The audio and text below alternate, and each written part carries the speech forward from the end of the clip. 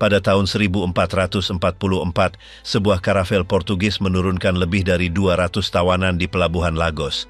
Mereka telah ditangkap di Afrika Barat, dimuat atas perintah Enrique el Navegante, dan dijual di Eropa. Peristiwa tersebut dicatat dalam kronik resmi sebagai kemenangan komersial. Sejak tahun itu, perdagangan manusia berhenti menjadi hasil perang yang bersifat insidental dan berubah menjadi operasi terencana. Mahkota-mahkota kerajaan menandatangani lisensi, gereja-gereja memberikan izin, dan para pedagang menghitung keuntungan berdasarkan jumlah tubuh. Dalam arsip notaris muncul kontrak yang memasukkan orang sebagai salah satu barang yang dapat diperdagangkan. Pengiriman pertama melintasi laut sebelum koloni-koloni Amerika ada. Tidak ada perkebunan, tetapi sudah ada pengangkutan pria, wanita, dan anak-anak untuk digunakan sebagai tenaga kerja tanpa kembali. Bagaimana struktur ini dinormalisasi, dan mengapa ini meluas selama berabad-abad di begitu banyak wilayah? Tawanan pertama, perbudakan di Mesopotamia, Mesir, dan Israel. Perbudakan tidak muncul secara kebetulan dan tidak diterapkan secara seragam. Pada awalnya, perbudakan muncul sebagai bentuk hubungan pribadi yang dipaksakan. Siapapun yang dikalahkan dalam pertempuran, menjadi korban utang, atau lahir dari ibu yang seorang budak, secara otomatis menjadi bawahan orang lain. Dalam masyarakat awal ini, individu yang direduksi menjadi perbudakan tidak selalu dianggap sebagai properti mutlak. Terkadang mereka mempertahankan hak-hak tertentu atau dapat memperoleh kembali kebebasan mereka meskipun di bawah kondisi yang berada di luar kendali mereka. Pola ini bervariasi sesuai tempat dan periode.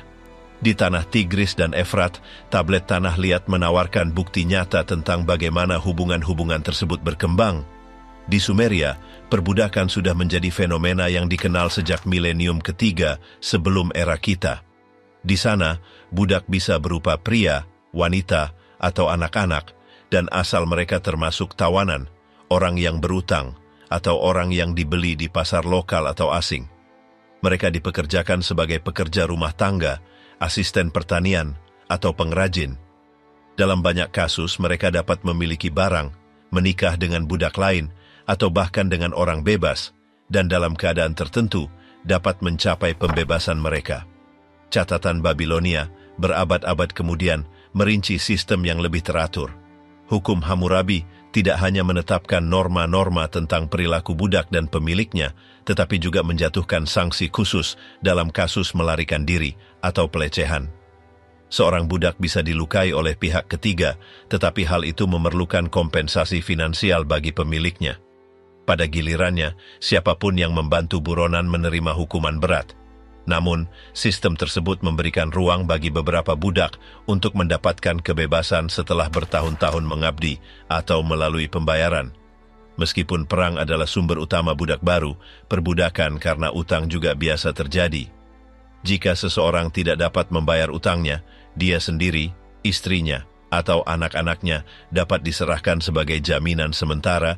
Jika jumlah itu dilunasi, orang itu dapat dibebaskan, meskipun dalam banyak kasus itu tidak terjadi.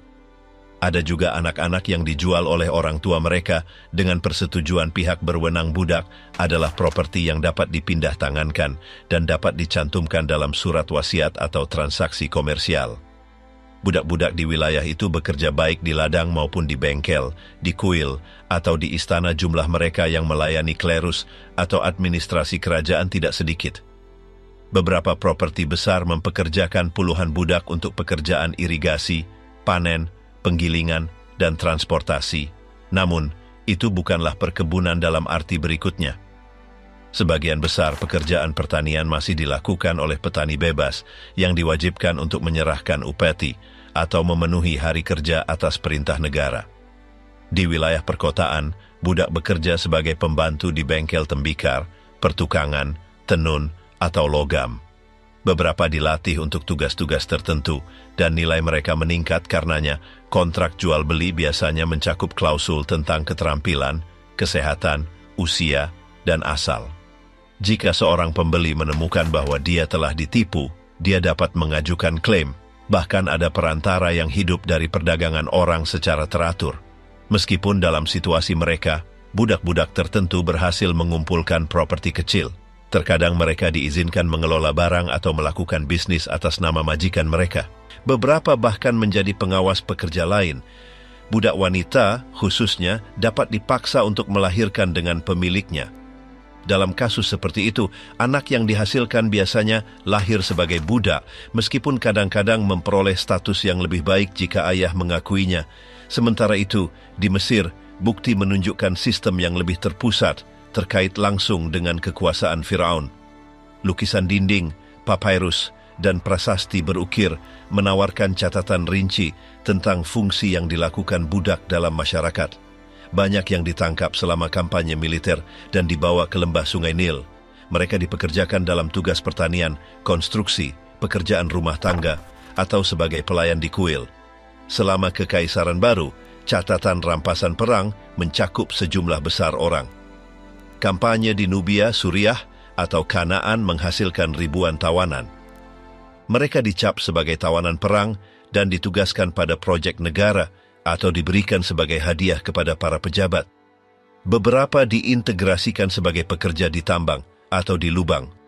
Yang lain digunakan dalam konstruksi monumen, seperti kuil atau makam kerajaan.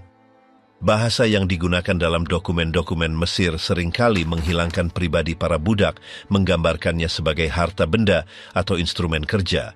Namun, dalam konteks tertentu diakui bahwa mereka dapat membentuk keluarga, tinggal di dalam rumah majikan mereka, atau menerima jatah reguler wanita, dipekerjakan sebagai pengasuh, penenun, atau asisten rumah tangga. Ada juga budak yang dilatih sebagai juru tulis, musisi, atau juru masak. Cara untuk memperoleh budak juga termasuk perdagangan.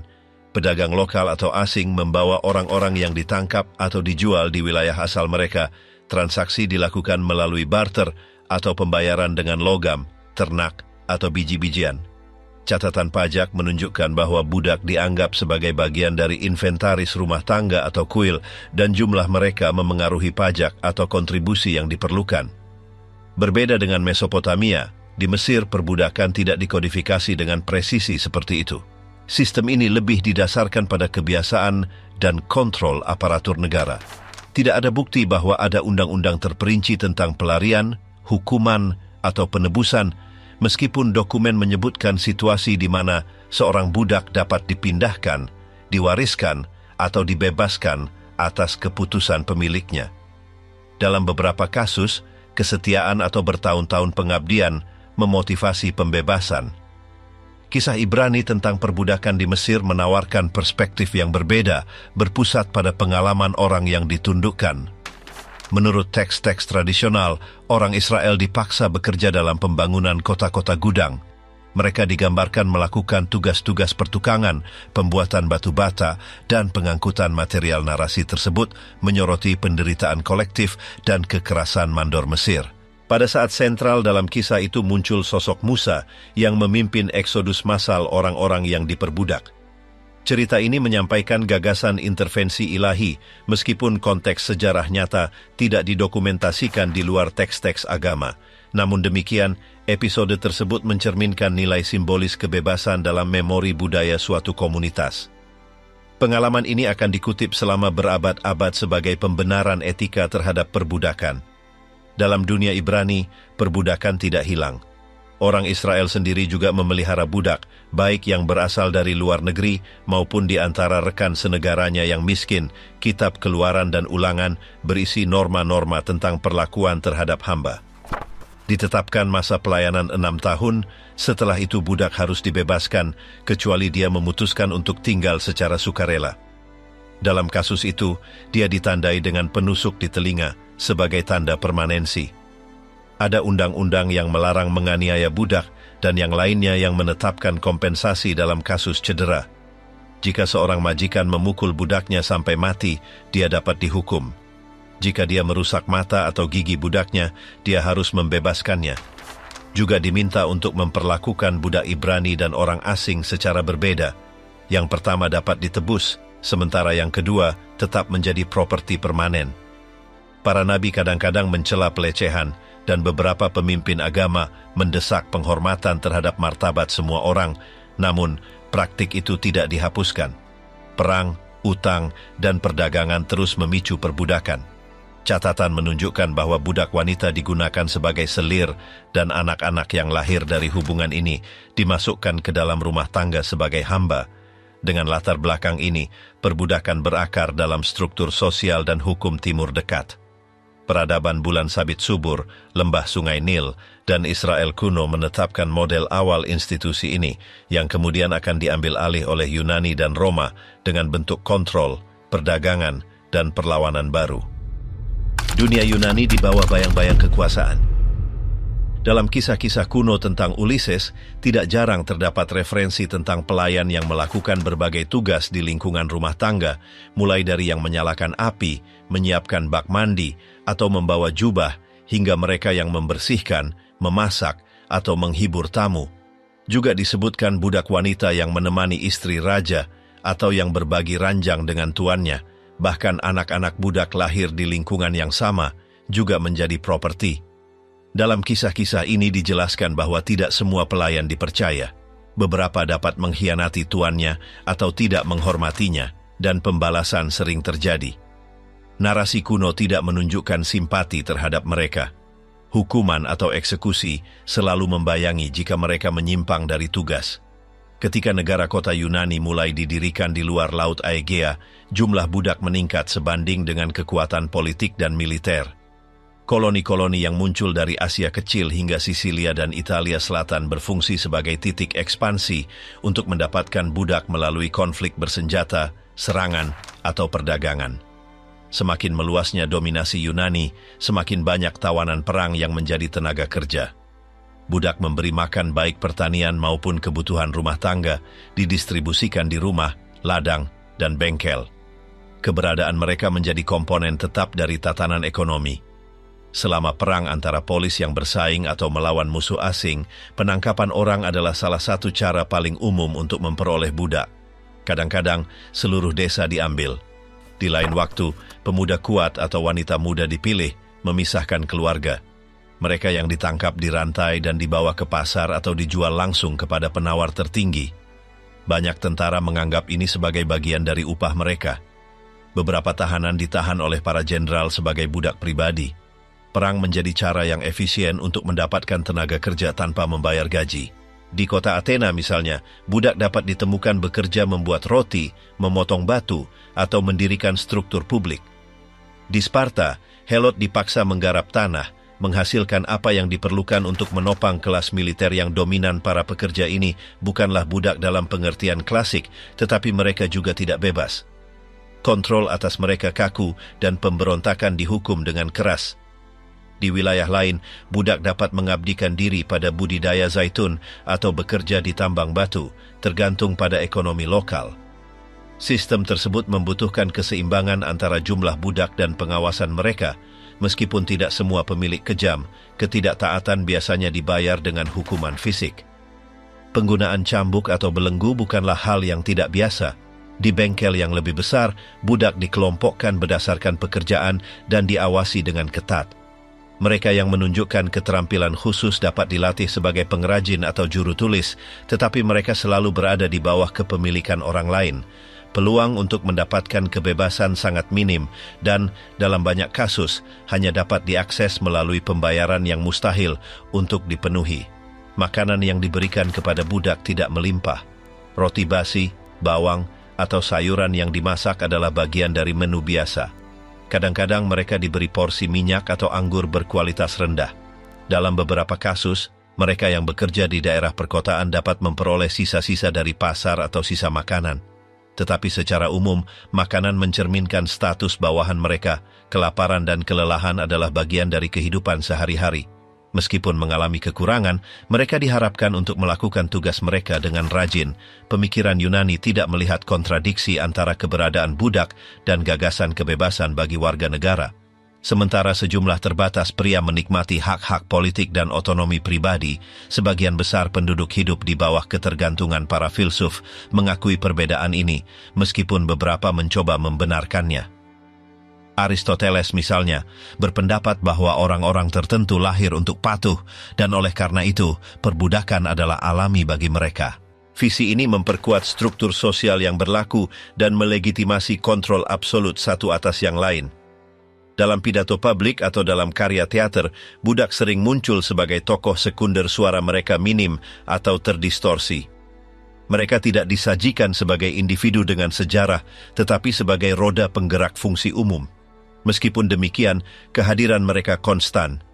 Dalam sensus, dalam undang-undang, dan dalam representasi sehari-hari, budak selalu dihitung sebagai bagian dari warisan. Beberapa warga negara kaya dapat memiliki puluhan budak yang lain, bahkan lebih dari 100. Kelahiran seorang budak tidak mengubah kondisi mereka. Anak-anak mewarisi status ibu mereka dan dibesarkan untuk melayani sejak kecil. Beberapa dilatih dalam tugas-tugas tertentu, yang lain hanya melakukan pekerjaan berulang. Dalam banyak kasus, kematian karena kelelahan atau penyakit terjadi sebelum mencapai kedewasaan. Kondisi kebersihan, istirahat, dan perawatan medis hampir tidak ada. Meskipun demikian, sistem ini dipertahankan oleh melimpahnya tawanan baru dan oleh reproduksi paksa di dalam rumah. Pada saat krisis politik atau militer, beberapa pemilik memberikan kebebasan kepada budak mereka dengan imbalan kesetiaan atau layanan bersenjata. Namun, konsesi ini tidak selalu menyiratkan integrasi sosial. Mantan budak terus menghadapi hambatan hukum, diskriminasi, dan ketidakamanan. Meskipun mereka bukan lagi properti, posisi mereka tetap marginal.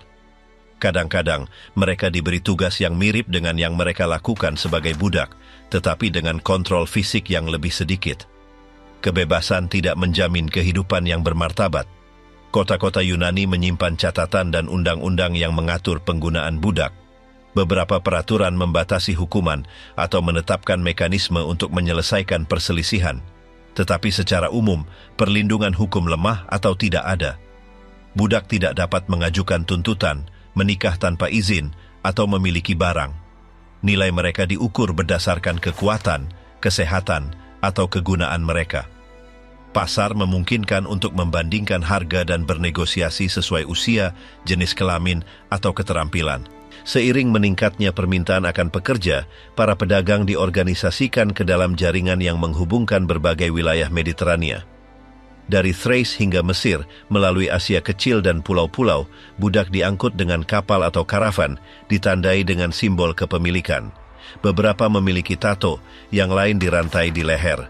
Logistik perdagangan budak rumit dan membutuhkan kolaborasi antara kota, perantara, dan otoritas lokal.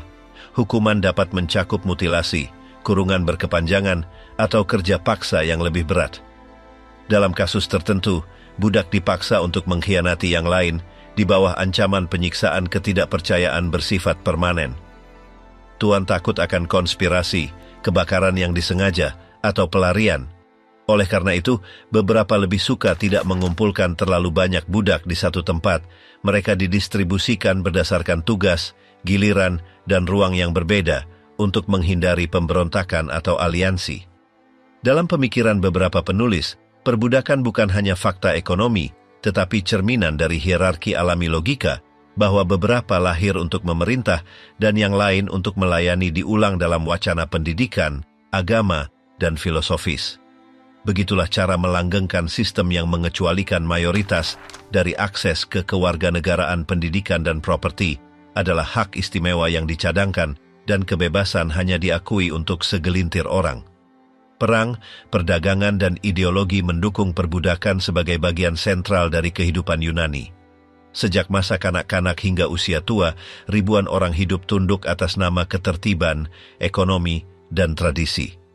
Meskipun nama mereka tidak tercatat, pekerjaan mereka membangun kuil, memberi makan kota, dan menopang kekaisaran. Realitas itu didokumentasikan dalam undang-undang, kisah, dan sensus, menunjukkan peran penting yang mereka mainkan dalam salah satu peradaban yang paling banyak dipelajari dalam sejarah. Roma, kekaisaran yang dibangun dengan tubuh. Roma memulai kebangkitannya sebagai kekuatan militer ketika masih merupakan negara pertanian kecil di pusat semenanjung Italia. Seiring meluasnya penaklukan, jumlah tawanan yang jatuh di bawah kendalinya juga meningkat, diubah menjadi tenaga kerja tanpa hak. Perbudakan menjadi salah satu pilar pertumbuhan politik dan ekonominya. Awalnya, orang Romawi sering mengintegrasikan budak ke dalam tugas rumah tangga, tetapi segera menggunakannya di ladang, tambang, bengkel, armada, dan bahkan dalam pertunjukan publik. Konflik perang dengan bangsa-bangsa tetangga, seperti Etruria atau Sabina, menandai dimulainya kebijakan yang mengubah yang kalah menjadi properti negara atau swasta. Para jenderal membagikan tawanan di antara para prajurit sebagai bagian dari rampasan dan kelebihannya dijual di pasar. Harga ditentukan oleh usia, kekuatan, dan keterampilan tertentu. Dalam banyak pertempuran, janji untuk mendapatkan budak memotivasi para pejuang sama seperti kemenangan militer. Dalam logika itu, sebuah sistem terkonsolidasi di mana perang dan perdagangan manusia maju bersama. Di berbagai waktu dalam sejarahnya, otoritas Romawi mendorong pembelian budak yang ditangkap di luar perbatasan mereka. Penjarahan dan ekspedisi militer memungkinkan untuk mendapatkan sejumlah besar individu yang kemudian diangkut melintasi Mediterania. Kota Delos menjadi salah satu pelabuhan utama perdagangan budak, di mana umum terjadi ribuan orang diturunkan per hari, diorganisir dan dijual dalam waktu singkat. Angka-angka yang didokumentasikan menunjukkan bahwa beberapa pedagang berhasil menurunkan dan memperdagangkan hingga 10.000 budak dalam satu hari. Dengan meningkatnya permintaan, tindakan pembajakan juga berubah menjadi sumber daya yang biasa. Kapal-kapal bersenjata menculik penduduk pesisir dan menawarkannya dalam lelang yang dikendalikan oleh jaringan yang didirikan di Asia Kecil, Kreta, atau pantai Afrika. Pengaduan tentang pertumbuhan operasi ini tidak menghentikan perkembangannya. Banyak warga negara Romawi tidak hanya mentolerir, tetapi secara diam-diam mendanai serangan ini karena mereka memasok pasar internal dengan tenaga kerja murah. Bagi beberapa senator dan bangsawan, para bajak laut adalah pemasok yang berguna. Di ibu kota kekaisaran, pedagang yang paling sukses mengelola toko-toko khusus dan memamerkan budak seolah-olah mereka adalah komoditas. Pembeli menjelajahi kios-kios sementara penjual menginformasikan usia, asal, keterampilan, dan kondisi fisik setiap orang yang dijual. Beberapa ditawarkan sebagai cocok untuk tugas rumah tangga, yang lain untuk bekerja di ladang atau di tambang, dan beberapa dipromosikan sebagai pendidik atau musisi. Perlakuan itu lebih dekat dengan lelang ternak daripada pertukaran manusia. Anak-anak dan remaja sering memiliki harga lebih tinggi jika mereka menunjukkan kepatuhan atau keterampilan tertentu. Di dalam Roma dan provinsinya, budak didistribusikan sesuai dengan kebutuhan produksi. Banyak yang dikirim ke bengkel tembikar, pandai besi, atau pembuatan tekstil. Yang lain dipindahkan ke tambang emas, garam, atau tembaga, di mana kondisinya mematikan. Mereka dirantai ke kelompok kerja, diberi giliran yang panjang di bawah tanah, dan akses ke makanan atau air di luar jam yang ditentukan dibatasi. Mereka yang menunjukkan tanda-tanda kelelahan atau penyakit diganti tanpa banyak prosedur. Kecelakaan atau kematian tidak menimbulkan tanggung jawab hukum bagi pemilik pertanian juga didukung oleh kerja budak. Properti pedesaan besar yang dikenal sebagai latifundia mengonsentrasikan ratusan pekerja yang ditangkap dalam kampanye perang.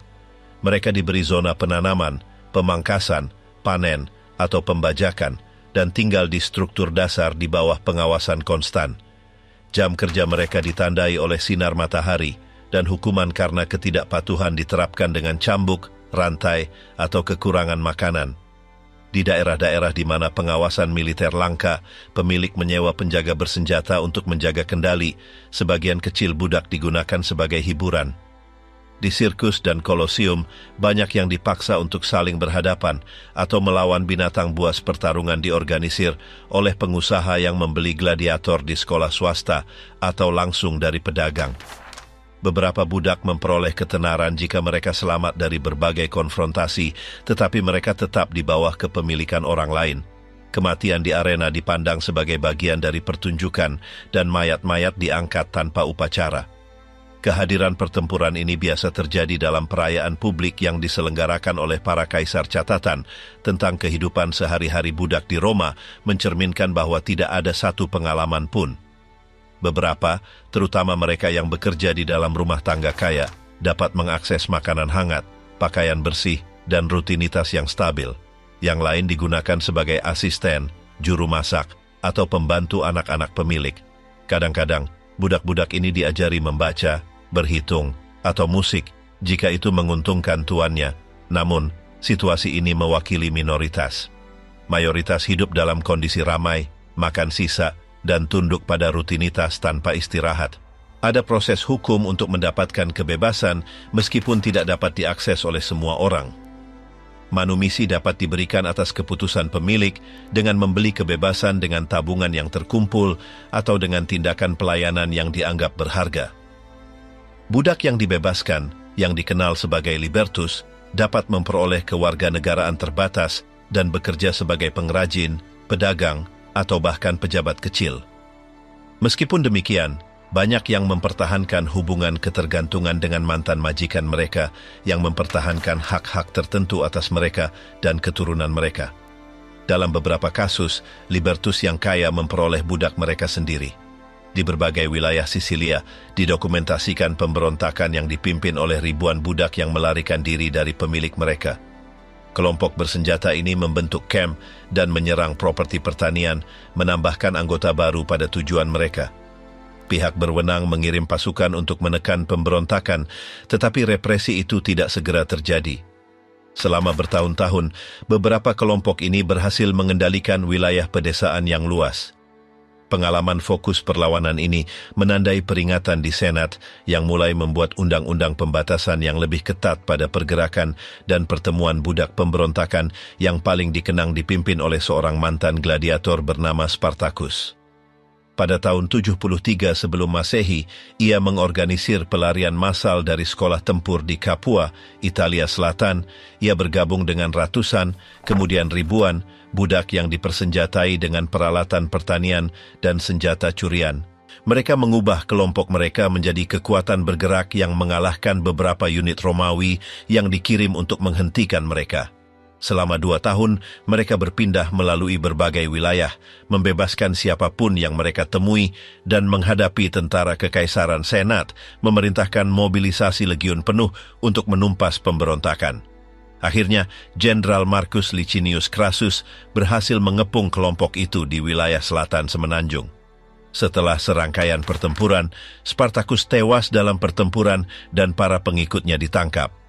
Diperintahkan eksekusi 6.000 tahanan yang disalibkan di sepanjang Via Appia antara Capua dan Roma. Represi ini dirancang sebagai peringatan publik. Sejak saat itu, langkah-langkah pengendalian terhadap populasi budak diintensifkan dan konsentrasi kelompok besar tanpa izin dilarang. Meskipun demikian, ketegangan antara tuan dan yang ditundukkan tidak pernah sepenuhnya hilang. Abad pertengahan dari budak ke hamba. Pada abad-abad pertama setelah runtuhnya Kekaisaran Romawi, perbudakan tidak menghilang, tetapi mengalami perubahan. Di Eropa Barat, sosok hamba mengambil alih tempat budak, meskipun banyak kondisi tetap serupa. Istilah hamba mulai sering digunakan dalam dokumen hukum, perlahan-lahan menggantikan istilah budak. Namun, ini tidak selalu berarti perbaikan dalam situasi mereka. Beberapa hamba terikat pada tanah tanpa bisa meninggalkannya, dan pemilik tanah memiliki kendali atas hidup mereka. Di semenanjung Italia, Prancis, dan Jerman, banyak budak yang diwarisi dari tatanan Romawi mulai dianggap sebagai hamba. Mereka tidak diizinkan pergi, dan tanah tempat mereka bekerja tetap berada di tangan tuan-tuan tanah yang berkuasa. Transformasi ini lebih merupakan perubahan istilah hukum daripada perbaikan nyata. Gereja Kristen berkontribusi pada kosakata baru, mendorong gagasan bahwa semua manusia sama di hadapan Tuhan, meskipun praktiknya mempertahankan perbedaan sosial yang mendalam. Konsep penghambaan lebih sesuai dengan visi Kristen daripada perbudakan langsung, meskipun dominasi total yang dilakukan para tuan tanah terhadap mereka yang menggarap tanah mereka tidak dihilangkan. Sepanjang abad pertengahan, hamba terikat pada desa tertentu. Saat menjual tanah perkebunan, pemilik baru tidak hanya mewarisi tanah tetapi juga mereka yang menggarapnya. Beberapa catatan berbicara tentang manusia yang terikat pada tanah yang tidak dapat pindah atau menolak bekerja. Dalam banyak kesempatan, tuan tanah dapat menuntut pembayaran atau layanan pribadi, seperti memperbaiki jalan, mengumpulkan kayu bakar, atau menyerahkan sebagian hasil panen. Meskipun ada perbedaan formal antara budak dan hamba, dalam kehidupan sehari-hari, garis ini sulit ditarik. Di Inggris, istilah filen menjadi umum. Para filen adalah orang-orang yang mengerjakan petak-petak yang ditugaskan di dalam properti feodal. Mereka tidak bebas meninggalkan tanah mereka, dan tuan mereka dapat membebankan berbagai tanggungan kepada mereka. Mereka tidak dapat menikah tanpa izin atau menjual ternak tanpa izin. Jika mereka melakukan kesalahan, mereka diadili oleh pengadilan yang dikendalikan oleh tuan mereka. Meskipun demikian, mereka memiliki hak-hak dasar atas tanah yang mereka garap, dan beberapa berhasil memperbaiki situasi ekonomi mereka seiring waktu. Dalam beberapa kasus, mereka bahkan dapat membeli kebebasan mereka atau mewarisi petak mereka, asalkan tuan mengizinkannya. Di Skandinavia, sosok thrall mewakili mereka yang hidup di bawah perbudakan rumah tangga atau pedesaan. Para thrall dianggap properti dan dapat dijual atau dihadiahkan.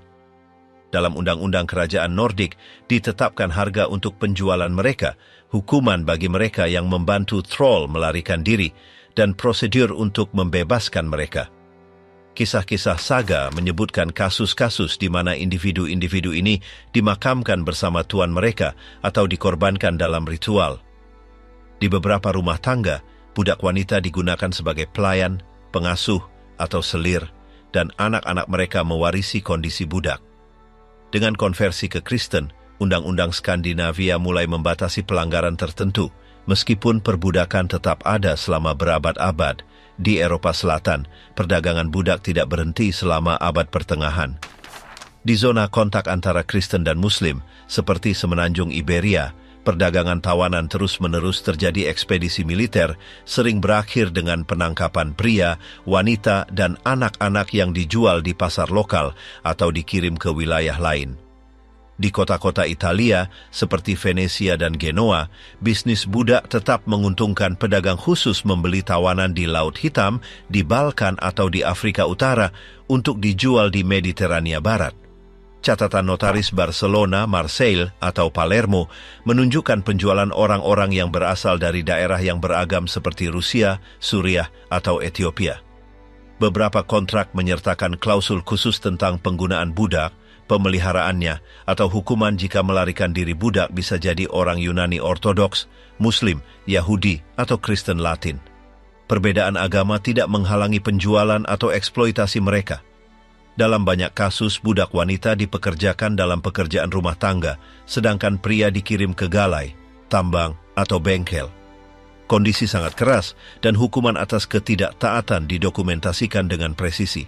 Di Bizantium, warisan praktik perbudakan dari dunia Romawi tetap hidup. Administrasi kekaisaran terus menggunakan budak di kantor-kantor publik, gudang senjata, dan pekerjaan umum. Biara-biara juga memiliki budak yang bekerja di tanah mereka atau di dapur mereka. Beberapa kaisar mengeluarkan undang-undang untuk mengatur perlakuan terhadap mereka, tetapi perbudakan paksa terus ada di Konstantinopel. Pasar menawarkan budak yang diimpor dari Crimea, Anatolia, dan Kaukasus. Gereja Bizantium tidak mengutuk perbudakan meskipun meminta belas kasihan terhadap mereka yang menderitanya. Di dunia Muslim, perbudakan abad pertengahan memiliki ciri khasnya sendiri. Teks-teks hukum Islam menerima keberadaannya dan menetapkan norma-norma untuk perlakuannya. Diizinkan untuk memperoleh budak sebagai rampasan perang melalui kelahiran atau melalui perdagangan. Sebagai imbalannya, pemilik harus memberi mereka makan, pakaian, dan memperlakukan mereka dengan adil. Beberapa khalifah mempromosikan pembebasan sukarela sebagai tindakan saleh. Di kota-kota seperti Kairo, Baghdad, atau Cordoba, pasar-pasar aktif dapat ditemukan di mana pria dan wanita dari berbagai asal dijual. Banyak budak digunakan sebagai tentara, musisi, atau pelayan di istana. Budak wanita biasa ditemukan di harem dan rumah tangga bangsawan. Di Maroko, Tunisia, dan wilayah lain di Afrika Utara, budak yang ditangkap selama razia atau dibeli di pasar sub-Sahara dibawa ke pusat-pusat kota untuk dijual. Beberapa digunakan sebagai pekerja pertanian, yang lain sebagai penjaga, kuli angkut, atau pelayan pribadi. Perdagangan Trans-Sahara mengangkut tawanan dari wilayah Sahel ke pantai Mediterania. Dalam karavan yang melintasi gurun, ratusan pria, wanita, dan anak-anak digiring berjalan kaki selama berminggu-minggu. Banyak yang meninggal dalam perjalanan.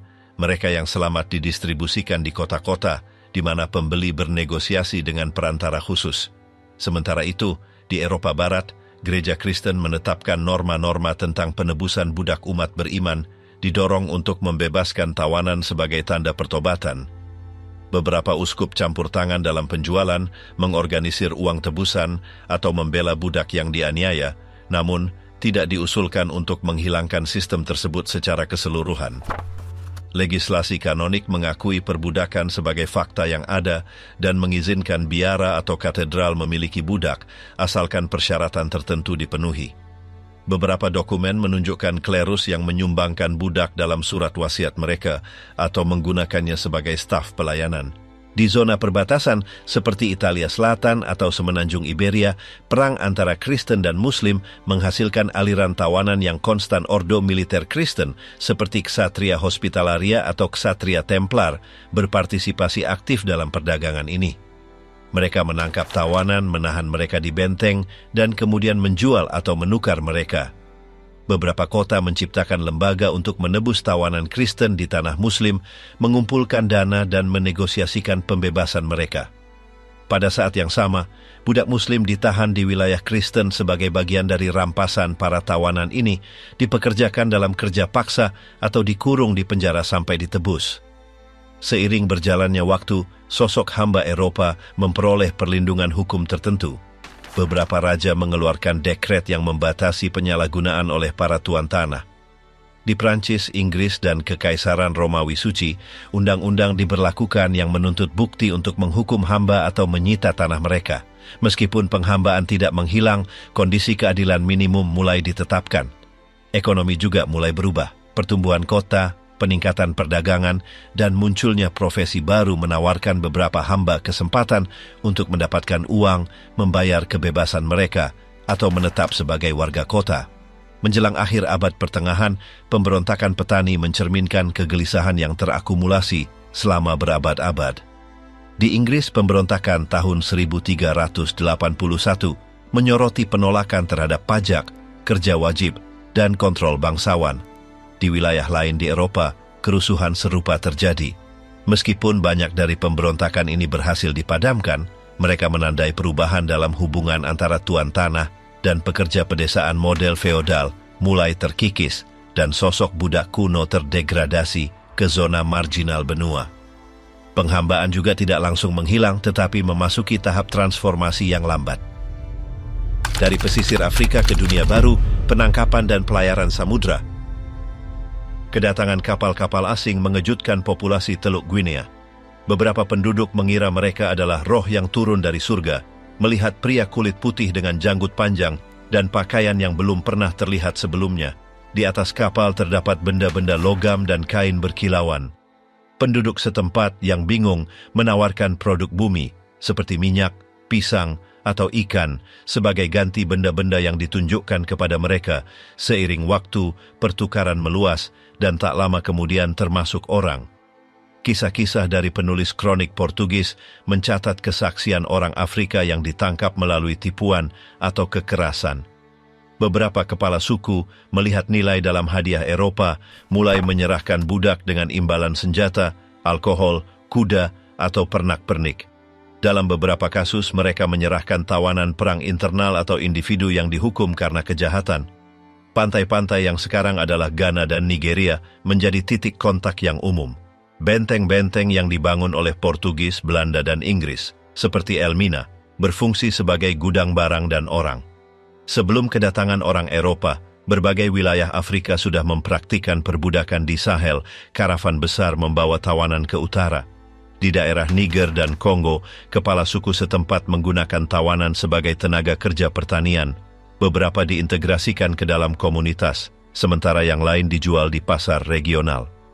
Struktur hierarki memungkinkan kelompok-kelompok tertentu mempertahankan kendali atas wilayah yang luas. Persaingan suku dan adanya konflik bersenjata yang berulang menghasilkan aliran tawanan yang konstan yang dapat diperdagangkan. Sistem perbudakan prakolonial bervariasi. Ada budak yang lahir di dalam rumah-rumah yang berkuasa dan yang lain ditangkap dalam pertempuran. Beberapa dapat menikah, memiliki properti, atau mencapai posisi kepercayaan. Tidak semua dianggap properti mutlak. Namun, dengan kedatangan orang Eropa, dinamika itu berubah. Minat yang tumbuh untuk mendapatkan manusia dengan imbalan produk asing mengubah keseimbangan tradisional perang antar suku, diintensifkan untuk menangkap lebih banyak tawanan. Perbudakan internal berubah menjadi perdagangan antar benua. Para pelaut Portugis, yang awalnya menyusuri benua Afrika untuk mencapai Asia, menemukan bahwa ada lebih banyak keuntungan langsung dalam mendirikan pangkalan pesisir. Pada pertengahan abad ke-15, pulau-pulau Cabo Verde berfungsi sebagai titik pengumpulan dan ekspor ulang budak ke Eropa. Kemudian, dengan kolonisasi dunia baru, perdagangan meluas. Spanyol menggunakan penduduk asli sebagai tenaga kerja, tetapi tingkat kematian penduduk asli yang tinggi memaksa mereka mencari tenaga kerja di Afrika. Begitulah dimulainya konsolidasi perdagangan segitiga antara Eropa, Afrika, dan Amerika. Kapal-kapal Inggris, Prancis, dan Belanda bergabung dalam kegiatan ini. Setiap ekspedisi membawa senjata, perkakas, atau minuman keras yang ditukar dengan orang. Kemudian, para tawanan dimuat dalam kondisi ekstrem. Pelayaran dari Afrika ke Karibia atau Brasil berlangsung berminggu-minggu atau berbulan-bulan. Kisah-kisah pelaut dan penyintas menggambarkan barisan tak berujung tubuh yang dirantai, tanpa ruang untuk bergerak. Panas yang mencekik, kurangnya kebersihan, dan kelangkaan air menyebabkan penyakit tingkat kematian tinggi. Beberapa kapten lebih memilih membuang mayat ke laut daripada tiba dengan muatan yang berkurang. Selama penyeberangan Atlantik, wanita dipisahkan dari pria. Mereka sering menjadi korban pelecehan oleh kru. Kapal yang paling besar dapat mengangkut hingga 600 orang. Berat setiap tubuh dihitung dengan tepat untuk memaksimalkan ruang yang tersedia. Pengurungan di bawah dek, kurangnya mobilitas, dan kondisi fisik yang dipaksakan menghilangkan segala kemungkinan respons terorganisir. Meskipun demikian, ada kesaksian yang tersebar tentang upaya perlawanan yang dengan cepat dinetralkan oleh kru. Yang disebut jalur tengah adalah pengalaman traumatis bagi jutaan orang. Muatan manusia diperlakukan sebagai komoditas belaka. Dalam catatan komersial, setiap budak memiliki nilai sesuai usia, kekuatan fisik, atau kesehatan yang tampak. Yang termuda lebih disukai, tetapi orang dewasa dengan otot yang jelas memperoleh harga yang lebih baik. Kerugian akibat kematian dianggap sebagai bagian dari risiko bisnis. Perusahaan asuransi Eropa menghitung premi berdasarkan parameter ini. Beberapa perusahaan khusus menawarkan cakupan spesifik untuk muatan budak. Di darat, para penyintas dijual dalam lelang publik. Di pelabuhan-pelabuhan seperti Charleston, Havana, Cartagena, atau Salvador de Bahia, pembeli memeriksa tubuh dengan cermat. Gigi, bekas luka, kuku diperiksa, dan para tawanan dipaksa berjalan telanjang untuk menilai daya tahan mereka. Keluarga sering dipisahkan. Mereka yang tidak segera menemukan pembeli ditempatkan di gudang yang tidak sehat, sampai seseorang menawarkan jumlah yang dapat diterima. Negara-negara Eropa mendirikan perusahaan yang mengendalikan sebagian perdagangan. Inggris menciptakan Royal African Company pada tahun 1672. Portugal dan Prancis juga mempromosikan entitas serupa. Beberapa menerima monopoli yang disahkan oleh pemerintah mereka. Koloni-koloni Amerika bergantung pada aliran orang yang konstan itu untuk menopang perkebunan gula, kopi, tembakau, atau kapas. Sistem ini menghasilkan keuntungan yang sangat besar bagi investor di London, Nantes, Amsterdam, atau Lisbon. Sepanjang 3 abad, diperkirakan lebih dari 11 juta orang Afrika diangkut ke Amerika. Angka-angka bervariasi menurut catatan, tetapi para sejarawan sepakat bahwa volumenya sangat besar. Wilayah ekstraksi terbesar adalah Teluk Benin, Angola, dan Senegal. Setiap etnis memiliki denominasi spesifik dalam dokumen pemuatan. Beberapa komunitas menghilang karena penggerebekan yang konstan. Konsekuensi demografis di benua Afrika sangat mendalam. Di sisi lain Atlantik, efeknya juga berlangsung lama. Populasi keturunan Afrika membentuk budaya Amerika. Bahasa, agama, dan bentuk perlawanan muncul sebagai respons terhadap perbudakan. Tetapi babak yang paling gelap tetaplah pelayaran laut. Middle Passage tercatat sebagai salah satu episode paling brutal dalam sejarah manusia. Kesaksian yang tersimpan, baik dari orang Eropa maupun orang Afrika, sepakat dalam menggambarkan penderitaan ekstrem yang berulang dari generasi ke generasi. Amerika yang diperbudak Eropa kaya. Pada awal kolonisasi, orang Eropa membutuhkan tenaga kerja yang konstan untuk mengekstraksi kekayaan dari wilayah-wilayah baru. Tanaman pangan menuntut tangan-tangan yang dapat menahan kerja berjam-jam, dan segera menjadi jelas bahwa populasi lokal tidak akan memenuhi permintaan itu. Perkebunan pertama membutuhkan pekerja yang dapat dikontrol dan dipaksa untuk berproduksi secara teratur. Meskipun beberapa pemukim mencoba menggunakan kontrak layanan, solusi yang paling menguntungkan akhirnya adalah perbudakan langsung. Di berbagai wilayah benua, populasi pribumi ditangkap untuk memenuhi kebutuhan tenaga kerja. Meskipun ada perjanjian kerajaan yang melarang penganiayaan, dalam praktiknya para pemukim mengambil alih manusia melalui sistem seperti encomienda.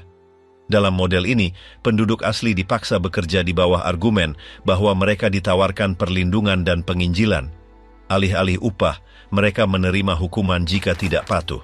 Ketika jumlah penduduk asli menurun karena penyakit dan kekerasan, sumber budak baru dicari di Afrika. Pulau-pulau Karibia berubah menjadi zona kunci bisnis. Tempat-tempat seperti Barbados atau Jamaika berfungsi sebagai platform dari mana produk akhir didistribusikan ke Eropa. Di sana, tebu ditanam di lahan yang luas dan kilang bekerja tanpa henti. Dalam setiap siklus, keuntungan meningkat. Investasi pada budak dibenarkan oleh kecepatan pengembalian modal. Jumlah pengiriman tumbuh dengan cepat dan para pedagang memperluas jaringan mereka di Afrika untuk menjamin pasokan berkelanjutan. Produksi gula massal dilengkapi dengan produk turunan seperti rum. Minuman keras ini diperoleh dari sisa-sisa proses menjadi elemen menguntungkan lainnya. Rum dijual di koloni, tetapi juga dikirim ke Eropa atau digunakan sebagai mata uang untuk mendapatkan lebih banyak budak. Di pelabuhan, tong-tong menumpuk di samping rantai, belenggu, dan benda-benda untuk kontrol manusia. Perdagangan dirancang untuk berputar tanpa gangguan. Secara paralel, konflik militer di Eropa dan Amerika menciptakan peluang baru untuk memperluas perbudakan. Perang menawarkan alasan untuk menjarah, mengambil tawanan, dan meningkatkan penjualan manusia. Dalam banyak kasus, pertempuran didanai dengan sumber daya dari perdagangan. Ketika kekaisaran membutuhkan lebih banyak senjata atau tentara, mereka menggunakan sistem ini yang menjamin dana cepat kapal-kapal dengan budak berangkat dari Afrika, tiba di Amerika dengan muatan manusia, dan kembali ke Eropa membawa produk-produk kolonial Afrika, memainkan peran aktif dalam pertukaran ini. Raja, pedagang, dan pemimpin lokal berpartisipasi dalam bisnis tersebut. Aliansi didirikan antara otoritas Afrika dan Eropa untuk menangkap dan memindahkan orang. Dalam banyak kesempatan, senjata atau barang ditawarkan sebagai imbalan budak. Wilayah dekat pelabuhan terus-menerus diserang untuk memasok pasar. Jaringan meluas hingga mencakup puluhan rute interior. Selama ekspansi kolonial, model segitiga ini dipertahankan selama berabad-abad. Sementara Eropa mengindustrialisasi ekonominya, Amerika menjadi ruang ekstraksi paksa budak Afrika, tidak hanya menanam gula, tetapi juga menyuburkan produksi kapas, tembakau, nila, dan tanaman lain yang diminta di luar negeri. Setiap wilayah benua mengkhususkan diri dalam satu jenis ekspor sesuai iklim, tanah, dan logistik. Di selatan Amerika Serikat, kapas menjadi semakin menonjol. Tanaman ini membutuhkan pemrosesan segera yang lebih sedikit daripada tebu, tetapi banyak tenaga kerja. Penemuan mesin, seperti mesin pemisah kapas, mempercepat permintaan budak. Seluruh perkebunan didirikan dengan tujuan memproduksi untuk ekspor. Harga kapas melonjak di Eropa, dan bersamanya tumbuh nilai ladang dan mereka yang mengerjakannya secara paksa. Ekonomi 13 koloni juga mendapat manfaat dari kerja budak. Meskipun utara memiliki sistem pertanian yang berbeda, perdagangan budak dan produk yang dibuat oleh mereka juga beredar melalui pelabuhan mereka. Di kota-kota seperti Boston atau New York, ada rumah-rumah dagang yang berpartisipasi secara tidak langsung. Beberapa pemilik kapal bahkan meminjamkan kapal mereka untuk mengangkut muatan dari Afrika, memungut komisi untuk setiap perjalanan. Ketika gerakan kemerdekaan dimulai di benua itu, perbudakan masih mendasar. Di banyak wilayah, para pemimpin revolusioner memiliki budak atau membela sistem sebagai kejahatan yang diperlukan perang untuk kebebasan. Didanai sebagian dengan produk yang dihasilkan oleh orang-orang yang dirantai. Kontradiksi antara wacana kebebasan dan realitas ekonomi dipertahankan selama bertahun-tahun, meskipun di beberapa wilayah prinsip-prinsip yang bertentangan dengan perbudakan dinyatakan, praktik itu terus meluas. Pemerintah baru mewarisi struktur kolonial dan mempertahankan perkebunan. Kepentingan pemilik lebih berat daripada deklarasi formal. Di negara-negara seperti Brasil, sistem tetap aktif hingga jauh ke dalam abad ke-19. Undang-undang berubah, tetapi bisnis beradaptasi. Seiring berjalannya waktu, rute komersial terdiversifikasi.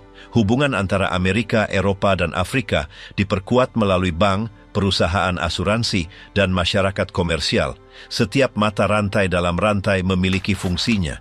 Ada yang membeli, yang mengangkut, yang memproses, dan yang menjual. Di pelabuhan, kapal diperiksa, produk diperiksa, dan budak dilelang. Keuntungan yang dihasilkan oleh produk kolonial mendanai industri, tentara, dan jaringan komersial. Konsumen di Eropa tidak mengetahui asal gula yang mempermanis minuman mereka atau kapas dari pakaian mereka. Apa yang sampai ke tangan mereka sebelumnya telah melewati ladang, belenggu, dan cambuk di Amerika. Di Afrika, partisipasi dalam perdagangan memicu transformasi internal. Beberapa wilayah tumbuh berkat sumber daya yang diperoleh, sementara yang lain hancur oleh penangkapan. Persaingan antar kelompok meningkat karena kendali atas rute dan pasar komunitas yang lebih dekat dengan orang Eropa memodifikasi struktur sosial mereka untuk beradaptasi dengan logika perdagangan. Sistem ini, dengan semua bagiannya, berhasil dipertahankan selama lebih dari 3 abad. Keuntungan yang diperoleh dari model ini menopang kekaisaran, memicu perang, membangun kota, dan mendanai bank. Biaya manusia diabaikan oleh mereka yang mendapat manfaat dari tatanan yang ditetapkan ekonomi global sebagaimana dikonfigurasi pada waktu itu, didukung di atas bahu jutaan orang yang tidak pernah menerima apapun sebagai imbalan. Bertahan hidup dan melawan, kehidupan sehari-hari dan pemberontakan. Di dalam perkebunan, pekerjaan dimulai sebelum fajar menyingsing dan tidak berhenti sampai setelah senja. Dalam pertanian kapas, tebu, dan tembakau, para budak berbaris untuk memulai hari kerja di bawah pengawasan konstan. Mereka yang menunjukkan tanda-tanda kelelahan dipaksa untuk melanjutkan dengan kecepatan yang dipaksakan. Di banyak perkebunan, wanita juga melakukan pekerjaan pertanian berat, terlepas dari tugas rumah tangga yang ditugaskan kepada mereka. Makanan langka dengan jatah terbatas yang bervariasi tergantung pada pemiliknya. Beberapa menyediakan tepung jagung, sedikit daging asin, dan sayuran tertentu, sementara yang lain hanya memberikan sisa dan sampah. Akomodasi terdiri dari gubuk-gubuk kasar, tanpa perabotan, seringkali ditempati oleh beberapa orang. Di kota-kota, situasinya berbeda tergantung pada jenis pekerjaan. Budak perkotaan bekerja sebagai juru masak, pelayan, tukang cukur, kuli angkut, tukang kebun, atau kusir. Beberapa bahkan disewakan oleh tuan mereka untuk melakukan pekerjaan tertentu, seperti penjahit atau tukang kayu, dengan kewajiban menyerahkan persentase pendapatan mereka.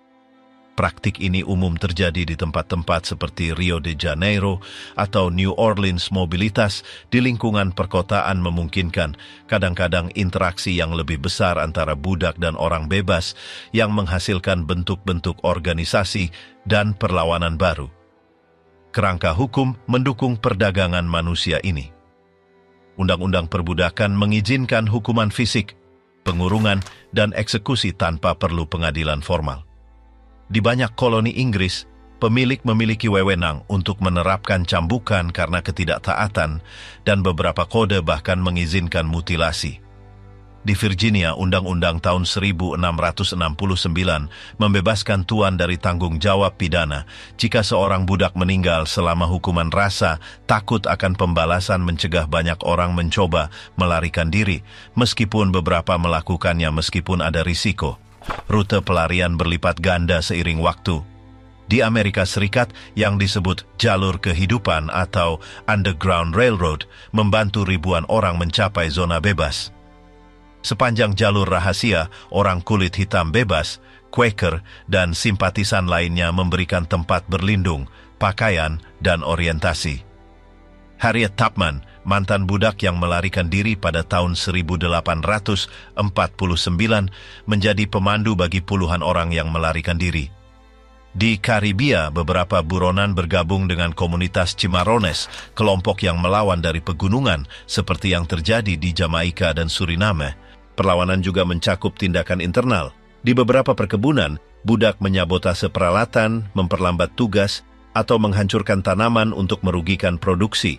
Beberapa berpura-pura sakit, yang lain sengaja menumpahkan produk atau mengubah ritme kerja dalam kelompok. Bentuk-bentuk perjuangan pasif ini hidup berdampingan dengan pemberontakan terbuka, seperti yang dipimpin oleh Gabriel di Virginia pada tahun 1800, atau oleh Nat Turner pada tahun 1831 yang meninggalkan puluhan orang tewas. Di Karibia, pemberontakan Haiti pada tahun 1791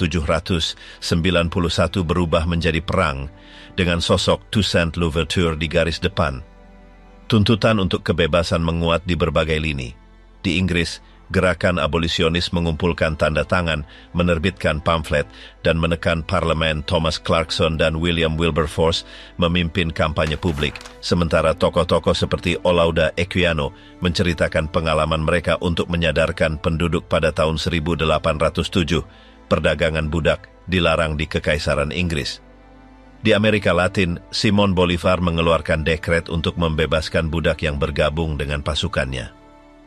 Di Amerika Serikat, perdebatan meningkat pada paruh pertama abad ke-19. Proklamasi Emansipasi tahun 1863 yang ditandatangani oleh Abraham Lincoln membebaskan budak di negara-negara konfederasi. Setiap wilayah memiliki proses yang berbeda. Denmark adalah negara Eropa pertama yang menyatakan perdagangan budak ilegal pada tahun 1792 meskipun penerapannya tertunda.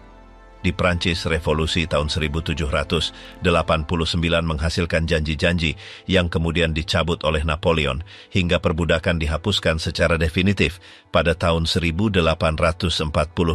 Brasil, negara terakhir di Amerika yang memberantasnya, tidak melakukannya sampai tahun 1888. Namun, kebebasan tidak berarti kesetaraan segera. Banyak mantan budak dibiarkan tanpa tanah atau perlindungan hukum. Dalam beberapa kasus, perkebunan lama terus mempekerjakan mantan budak di bawah sistem yang tidak pasti.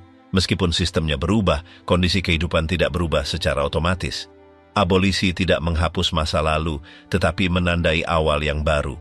Catatan hukum, kesaksian lisan, dan memori para penyintas memungkinkan untuk merekonstruksi sejarah dari pengalaman langsung. Nama-nama pelelang, tanggal dekret, tempat pelarian, dan rute rahasia didokumentasikan dalam arsip pengadilan, buku harian pribadi, dan kronik zaman. Setiap dokumen mengungkapkan fragmen perjuangan yang, seiring waktu, tidak lagi diam. Budak tanpa rantai. Selama abad ke-20, beberapa kekuatan memberlakukan kerja paksa di wilayah yang ditaklukkan.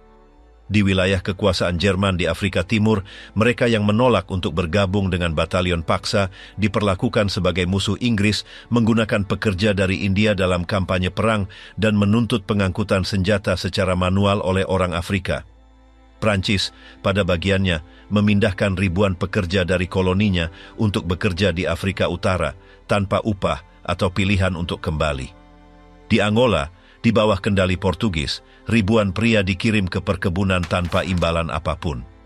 Di semua wilayah kolonial ini, kekuatan Eropa secara terbuka menyatakan bahwa kerja paksa dilakukan karena kebutuhan ekonomi dan administrasi. Dalam banyak kesempatan, hukum internasional yang melindungi pekerja diabaikan di bawah pembenaran militer atau birokrasi. Di Asia Timur, Jepang memberlakukan suatu bentuk perbudakan dengan ciri khasnya sendiri. Setelah pendudukan Korea, otoritas Jepang memperkenalkan langkah-langkah yang memaksa sebagian besar penduduk untuk bertugas di militer atau di pabrik. Selama Perang Dunia Kedua, ribuan pekerja dipindahkan secara paksa ke koloni Jepang, termasuk Malaysia, Burma, Thailand, dan Indonesia. Para pekerja ini diberi makan buruk dan mengalami kondisi brutal, dikirim untuk membangun jalan, rel kereta api, atau benteng. Di Thailand dan Burma, rel kereta api sepanjang 415 km dibangun hanya dalam 16 bulan oleh lebih dari 60.000 tawanan sekutu dan puluhan ribu orang Asia yang direkrut, lebih dari separuh tidak selamat. Pola perekrutan paksa ini disamarkan sebagai mobilisasi tenaga kerja meluas hingga akhir konflik. Korea, di bawah pendudukan Jepang, juga menderita mobilisasi wanita muda ke rumah bordil militer. Banyak dari mereka dipaksa untuk melayani tentara sebagai wanita penghibur. Di blok Soviet, sistem penjara berfungsi sebagai instrumen utama kerja paksa. Di Uni Soviet, Sejak tahun-tahun pertama setelah revolusi, didirikan kamp-kamp penahanan di mana para tahanan dikirim ke tambang, pekerjaan jalan, bendungan, dan jalur kereta api. Mulai tahun 1930, administrasi terpusat sistem ini diserahkan kepada NKVD, Komisariat Urusan Dalam Negeri. Sistem kamp, yang dikenal sebagai Gulag, menampung jutaan orang di seluruh wilayah Soviet. Kondisinya sangat keras. Di wilayah seperti Kolyma, di timur jauh Rusia, iklim dan isolasi ekstrim menyebabkan angka kematian yang tinggi. Rute akses yang dibangun oleh para tahanan sendiri meluas melalui zona yang hampir tidak dapat dihuni. Kayu, emas, dan sumber daya lain yang diekstraksi oleh para tahanan sangat penting bagi ekonomi Soviet. Kuota produksi dipaksakan melalui hukuman. Siapapun yang tidak mencapai angka yang diminta akan menerima lebih sedikit makanan, dihukum fisik, atau dikirim ke tugas yang lebih berat. Di tahun-tahun Stalin, jumlah orang yang tunduk pada rezim ini berlipat ganda hingga jutaan. Setelah kematiannya, sistem itu tidak sepenuhnya dibongkar, meskipun skalanya berkurang, itu terus ada dalam berbagai bentuk hingga akhir Uni Soviet.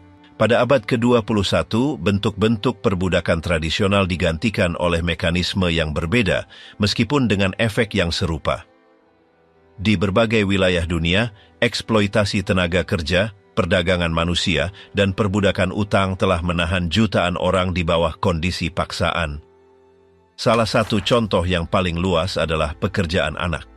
Di negara-negara berpenghasilan rendah, jutaan anak laki-laki dan perempuan terpaksa bekerja sejak usia dini, seringkali dalam kondisi berbahaya.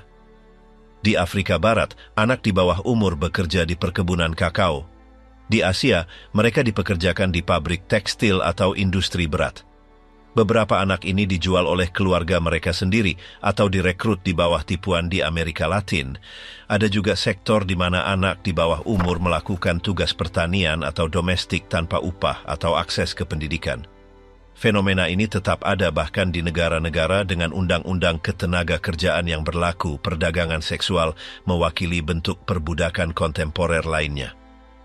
Di berbagai belahan dunia, wanita dan anak perempuan diculik, ditipu, atau dijual ke jaringan yang mengoperasikan rumah bordil, klub, atau rumah rahasia.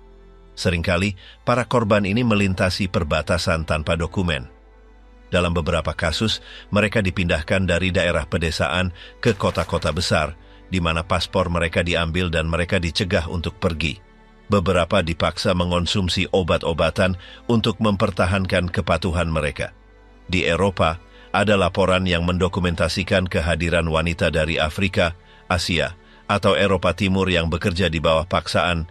Di Asia Tenggara, jaringan eksploitasi seksual meluas melalui berbagai negara dan menggunakan teknologi untuk merekrut korban. Di Amerika Utara dan Selatan, kasus serupa juga telah diidentifikasi dengan metode perekrutan yang mencakup penipuan kasih sayang, utang palsu, atau ancaman terhadap keluarga. Dalam semua konteks ini, paksaan tidak berasal dari rantai fisik, melainkan dari mekanisme yang lebih halus, tetapi sama efektifnya, perbudakan utang telah didokumentasikan di wilayah pertanian dan sektor konstruksi. Di India dan Pakistan, seluruh keluarga bekerja selama generasi untuk melunasi pinjaman yang tidak pernah selesai. Mereka bayar para majikan mengontrol pembayaran, harga, dan kondisi kehidupan. Siapapun yang mencoba meninggalkan tempat itu dapat menghadapi ancaman, kekerasan, atau pembalasan terhadap kerabat mereka. Di Asia Tenggara, sistem serupa telah dicatat dalam industri perikanan. Beberapa pekerja dimuat tanpa mengetahui bahwa mereka harus melayani selama bertahun-tahun. Di Amerika Latin, eksploitasi melalui utang telah diidentifikasi di perkebunan, tambang ilegal, atau zona tanpa kehadiran negara. Mekanismenya selalu serupa. Kontrak yang tidak jelas, penahanan dokumen, pengawasan bersenjata, atau isolasi geografis. Meskipun ada undang-undang terhadap praktik-praktik ini, seringkali undang-undang tersebut tidak diterapkan atau dicurangi oleh otoritas lokal yang terlibat. Di negara-negara yang paling maju juga telah dicatat bentuk-bentuk perbudakan modern. Di zona perkotaan Eropa dan Amerika Utara, beberapa orang ditahan di perumahan di mana mereka bekerja sebagai pelayan tanpa bayaran atau kebebasan bergerak. Dalam beberapa kasus, para korban ini telah dibawa dari benua lain dengan janji pekerjaan dan pendidikan. Sesampai di tujuan, dokumentasi mereka diambil dan mereka dipaksa bekerja berjam-jam. Kesaksian berbicara tentang pengurungan, ancaman, dan isolasi. Di Amerika Serikat, telah ada pengaduan tentang pekerja rumah tangga di rumah tangga diplomatik. Beberapa berasal dari Asia atau Afrika dan telah dikontrak melalui agen perantara. Kondisi yang dijelaskan termasuk bekerja tanpa istirahat, larangan keluar, dan upah yang tidak ada. Di Inggris Raya, kasus serupa juga telah diketahui, terutama di kalangan komunitas migran. Dalam beberapa kasus ini, para korban menghabiskan waktu bertahun-tahun tanpa bisa melarikan diri. Dalam konteks konflik, perbudakan muncul kembali dalam bentuk yang lebih eksplisit. Di beberapa negara Afrika, milisi bersenjata telah menculik orang untuk digunakan sebagai pejuang, juru masak, atau budak seksual. Beberapa korban ini adalah anak di bawah umur di Suriah dan Irak. Kelompok bersenjata menangkap wanita dan anak perempuan untuk dijual sebagai properti. Beberapa ditandai, dilelang, dan dipindahkan ke wilayah lain. Pola perbudakan masa perang ini didokumentasikan oleh organisasi internasional dan media komunikasi. Di Libya, setelah keruntuhan negara, telah dilaporkan pasar orang migran gambar-gambar, menunjukkan lelang publik di mana harga ditetapkan untuk individu yang ditangkap. Dalam beberapa kasus, para migran ini adalah korban jaringan yang berjanji membawa mereka ke Eropa, tetapi pada kenyataannya mengurung mereka di pusat-pusat rahasia. Di Afghanistan, beberapa anak perempuan telah dijual sebagai istri sebagai ganti utang keluarga. Kekerasan dan perang telah menciptakan kondisi di mana perbudakan muncul kembali sebagai strategi lain untuk mengendalikan dan mendapatkan keuntungan. Menghadapi kegigihan bentuk-bentuk perbudakan ini, beberapa pemerintah dan organisasi telah mengusulkan langkah-langkah untuk memeranginya. Di antara yang paling umum adalah undang-undang yang menghukum perdagangan orang, program pendidikan untuk mencegah perekrutan anak, dan kampanye untuk mengidentifikasi jaringan eksploitasi. Dalam praktiknya, tindakan ini menghadapi banyak kendala. Korupsi, impunitas, dan kurangnya sumber daya membatasi efektivitas kebijakan publik. Di beberapa negara, otoritas sendiri terlibat dalam menutupi jaringan-jaringan ini. Para korban, karena kurangnya dokumen atau dukungan, takut untuk melaporkan organisasi internasional, telah mengusulkan perjanjian multilateral untuk berbagi informasi dan mengoordinasikan tindakan. Mereka juga telah mendorong sistem sertifikasi untuk mencegah produk yang dibuat dengan kerja paksa mencapai pasar internasional. Dalam lingkup perusahaan, beberapa perusahaan telah menandatangani komitmen untuk mengaudit rantai pasokan mereka.